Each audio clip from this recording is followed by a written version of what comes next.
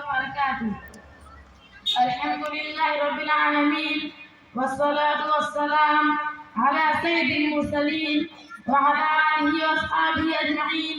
أما بعد، قال الله تعالى: أعوذ بالله من الشيطان الرجيم، بسم الله الرحمن الرحيم. وقضى ربك ألا تعبدوا إلا إياه وبالوالدين إحسانا. صدر محترم عزیز ساتھیوں، اساتذہ کرام، میں آپ سبھی کے سامنے جو موضوع لے کے حاضر ہوا ہوں وہ ہے حقوق الوالدین۔ کیا آپ بتا سکتے ہیں کہ اللہ کے بعد دنیا کی وہ کون سی ہستی ہے جن کے احسانات ہمارے پر سب سے زیادہ ہے؟ جی ہاں، وہ ہمارے والدین ہیں، جن کے احسانات ہمارے پر شکر ہے کہ ہم کبھی بھی ان کے احسانات کا بدلہ نہیں چکا سکتے۔ اسی لیے قرآن مجید میں بہت سارے مقامات پر اللہ تعالیٰ نے اپنی عبادت کے ساتھ والدین کے ساتھ حسن سلوک کی تاکید کی ہے۔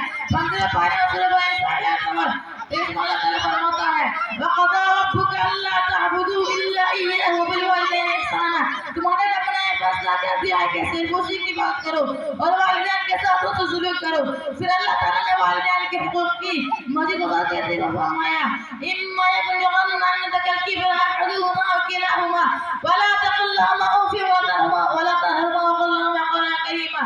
اگر والدین میں سے کوئی کے اپنا بڑھاپے کو پہنچ جائے تو اسے افسوس نہ کرو، ان سے نرمی سے بات کرو اور ان کی شفقت و رحمت کے بازو پھیلا دو اور یہ دعا کرتے رہو کہ اے میرے رب، جیسے تم نے مجھے والدین پالا تو ان پر رحمت فرما۔ میرے بھائیوں، والدین کا مقام و مرتبہ ہمارے شریعت اسلامیہ میں بہت زبردست بتلایا گیا ہے۔ ایک حدیث میں رسول اکرم صلی اللہ علیہ وسلم نے والد کی ناراضگی کو اللہ کی ناراضگی قرار دیا ہے۔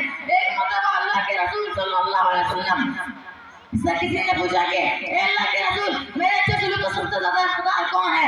آپ نے فرمایا تمہاری ماں۔ انہوں نے پھر پوچھا اس کے بعد کون؟ آپ نے پھر فرمایا تمہاری ماں۔ انہوں نے پھر سوال کیا کہ پھر اس کے بعد کون؟ آپ نے پھر فرمایا تمہاری ماں۔ جب چوتھی مرتبہ سوال کیا کہ پھر اس کے بعد کون؟ آپ نے فرمایا تمہارے والد۔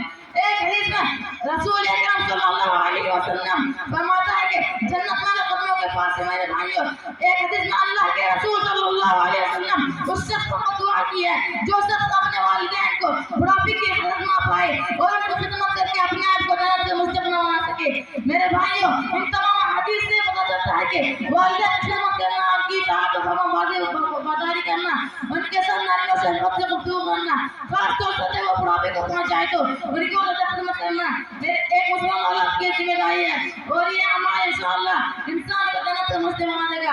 مگر یاد رہے، اگر والدین تمہیں کوئی ایسا حکم دے جو اللہ اور اس کے رسول کے فرمان کے خلاف ہو تو اسے ان کی بات نہیں مانی جائے گی۔ اللہ تعالیٰ قرآن مجید میں فرماتا ہے: وَإِن جَاهَدَاكَ عَلَىٰ أَن تُشْرِكَ بِي مَا لَيْسَ لَكَ بِهِ عِلْمٌ فَلَا تُطِعْهُمَا وَصَاحِبْهُمَا فِي الدُّنْيَا مَعْرُوفًا۔ یعنی والدین تمہیں شرک میں مبتلا کرنے کی کوشش کرے تو ان کی رحمت کرو، البتہ دنیا میں ان کے ساتھ اللہ کا سلوک برقرار رکھو۔